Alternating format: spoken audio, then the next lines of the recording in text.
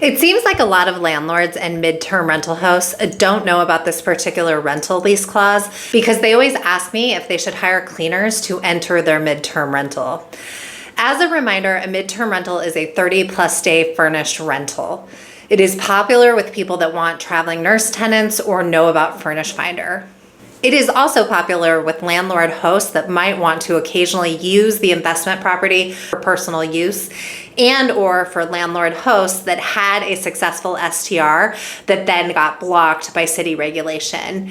What that usually looks like is the city puts something in the code that prohibits renting for fewer than 30 days, whereas before the code didn't have that. So when that happens, often landlords will have a property that's furnished, but they can't rent for fewer than 30 days, and then what? A lot of them move into this midterm space. And as a note, you can also source midterm rental tenants on Airbnb and Zillow, as I do, and the midterm rental tenant pool is large. So people wanting a new build, people new to a city, people with relatives that have poor health, people getting divorced or thinking about divorce, nurses, traveling nurses, insurance interest, etc. And the reason rental hosts and landlords ask if they should bring in cleaners is because they want eyes on the property. The reason I don't like having a cleaner brought into a property is first because of the clause I'm about to discuss. So because of this clause, it's unnecessary to have a cleaner come in. And also because as a person that uses midterm rentals, sometimes personally as the tenant, I don't want a cleaner in the property, and here's why. First, I'm a clean person. Second, I don't want to pay for the pass-through cost. And third, I don't know that cleaner. So if something walks off, who's going to resolve that? Is it between me and the landlord? Is it between me and the cleaner? Is it between the cleaner and the landlord? So it's just an extra cook in the kitchen that is not needed. The bigger reason, though, is the right to entry clause. The right to entry clause gives landlords access to enter their units at any time, or gives landlords the access to enter their units at any time.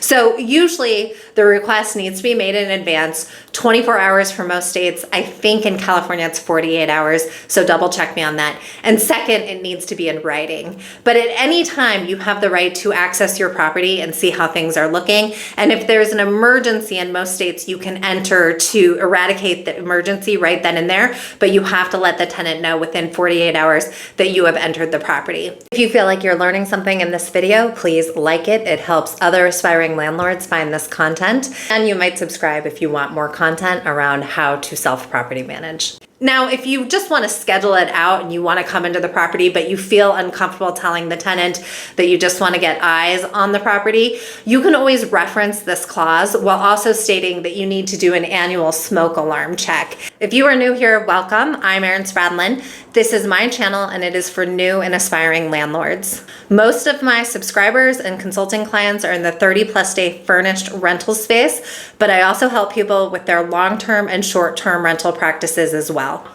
I coach people on how to manage their own rentals so they don't have to pay long-term management costs. I have pulled the clauses that I think midterm rental hosts should care about the most, but really, this rental property lease explainer should educate anyone that wants to learn more about a rental property lease. If you want a copy of this lease for free, you can find it here, either by scanning this QR code or by typing in the address on the screen. This will direct you to the Stan Store, and halfway down the Stan Store page, you will find a section for freebies. This section is in green, and there you can access a free modifiable lease. Here's what you should know about that lease. I downloaded it from Zillow in 2025. The lease was free to me, and it is free to you. I have modified it. It was downloaded for Colorado Springs, Colorado. You will be able to modify the lease with your information, and you should modify the lease to reflect the laws in your city and state because this varies significantly depending on your location. That said, the clauses I'm discussing in this video have pretty widespread adoption. And here's what you should know about me. I am not a lawyer, CPA, or insurance expert. I have written 3 books on midterm rentals, and they are available on Amazon in Kindle, Audible, and paperback formats. I have owned investments since early 2015 and have had midterm rentals since 2017. I am a subject matter expert for midterm rentals, so 30+ day rentals, and people hire me to help them find tenants and get their rentals going. Often people bring me in when it's time to list it or get a tenant and they are stalling out a bit because they are nervous and or they need the extra help. All right, clause 2. So all of these clauses will help you, but this one is really important. This particular clause is useful if you are modifying a lease. And the reason I say that is because you might modify the lease and put in language that ends up in conflict with your city code. Or you might keep an old lease and at some point the local law changes and you don't know about that change and the section of the lease changes and is invalidated. And if that's the case, then this clause will help protect you and protect the integrity of the existing lease. So what does this clause do? This clause ensures that if any part of the lease is deemed unenforceable by a court, the remainder of the agreement remains valid. If any provision of this lease is found to be invalid or unenforceable, all other provisions contained in this lease will remain binding and enforceable to the maximum extent permitted by the law. Okay, the third clause in your rental lease agreement. This is a really important clause to pay attention to if you are getting tenants from Zillow. That's where I see the fact pattern that I'm about to describe happen the most. So this is what happens. Someone will come in, usually a small property management company or an individual, and say, I want to rent your place for 2 years. I'm then going to find responsible traveling nurse tenants, corporate tenants, insurance relocation tenants, and I'm going to place them in your rental. This is also called rental arbitrage, and this happens constantly on Zillow. Now you might be thinking, what's the problem? Is that not what a midterm rental is? Don't I want someone to take a furnished rental and rent it out to traveling nurses, insurance claims, and corporate types? Can everyone win in that scenario? So to me, there are 3 tiers of rentals. The first is short-term rentals, and short-term rentals require the most amount of work and they will make you the most money if you are self-managing. Midterm rentals, the 30+ day furnished rentals, make a medium amount of money and they require a medium amount of work. And long-term unfurnished rentals make the least amount of money and require the least amount of work. These different rental types enter the market at different price points.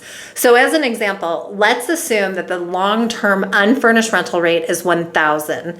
Now let's assume the midterm rental rate is $1,500 and the STR rental rate is $2,000. So if a new landlord host furnishes and lists a place for $1,500 because it's a midterm rental, then the host is already at the top of the midterm rental market rate. And the person on the other side of that Zillow transaction is saying, hey, I'll rent your place at midterm rental prices and I'll get midterm rental prices, which means they are either going to try to get you to rent at a long-term unfurnished price, so negating the reason why you furnished it or you're paying the utilities. So they're either going to try and get the long-term rental price out of you so that they can mark it up and get the delta on that, or they are going to rent it at a midterm rental price from you because they haven't studied the market conditions, and then they're going to try and rent it out for more, which they won't get. And then you are going to be locked into a 1-year or a 2-year contract with them. They are then going to get desperate because they have to pay your agreement, and so they're going to start installing less quality tenants. Their business isn't going to work and your headaches are going to grow. So for this reason, I'm very specific about subleasing, and this is the clause that covers subleasing. So this clause says, tenant will not sublease or assign all or any portion of the property without the prior written consent of landlord in landlord's sole discretion. Any attempted sublease or assignment of the property or this lease without the prior written consent of landlord will be void and cause for termination of this lease by the landlord. So I can cancel the contract if I find out you're subleasing and you didn't clear it with me first and in writing. No sublease of the property will release the tenant from any obligation of this lease, and the tenant will be liable for any violations of this lease caused by a subtenant. So basically, if they are subleasing, the tenant that has the contract with you still has the responsibility to you. And then finally, tenant will not rent the property or any portion of the property, including through any rental program such as Airbnb, VRBO, or similar program. Similar is pretty vague here. And tenant's entry into the short-term rental agreement will be cause for termination of this lease by landlord. So again, any kind of subleasing in any kind of format on any kind of platform is reason to end the contract by the landlord. All right, clause 4. So many aspiring landlords hesitate to start landlording for fear that they will get that midnight phone call where the plumbing is leaking and they are 4 hours away. First off, let me say this. I don't know anyone that this has happened to. Far more common maintenance requests are broken appliances, mice or rodents, and smart locks with dead batteries. Look, it can all happen, and if you landlord for long enough, your chances of having something happen increase. But really, for the most part, maintenance requests are a nuisance.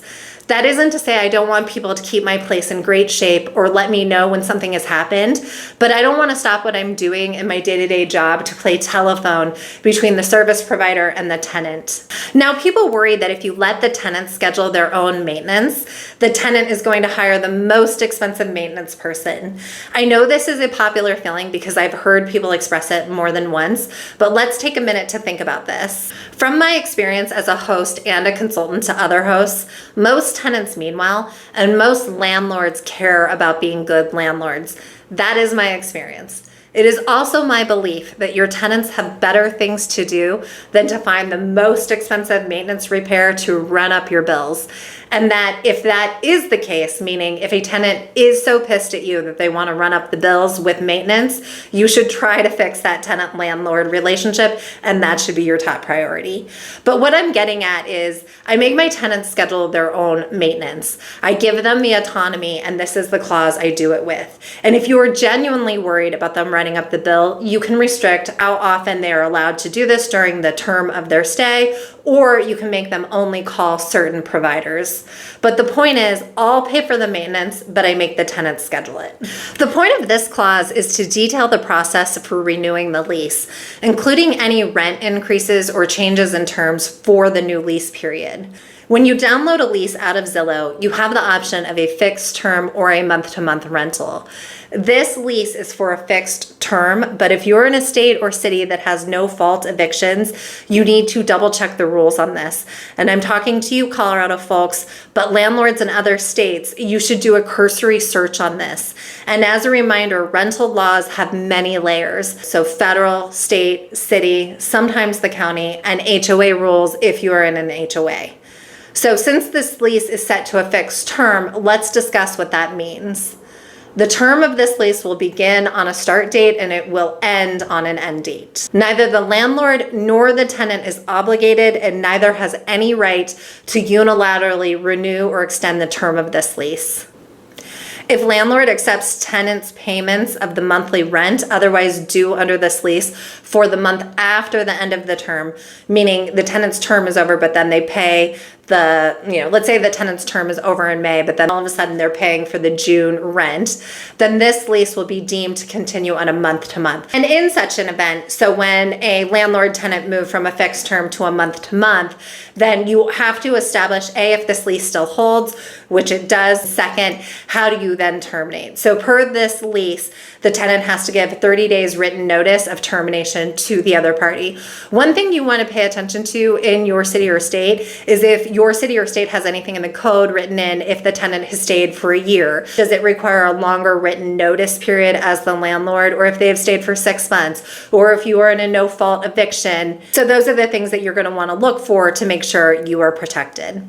Okay, I hope that helps. If you have questions about where I source the majority of my midterm rental tenants, I suggest watching this video.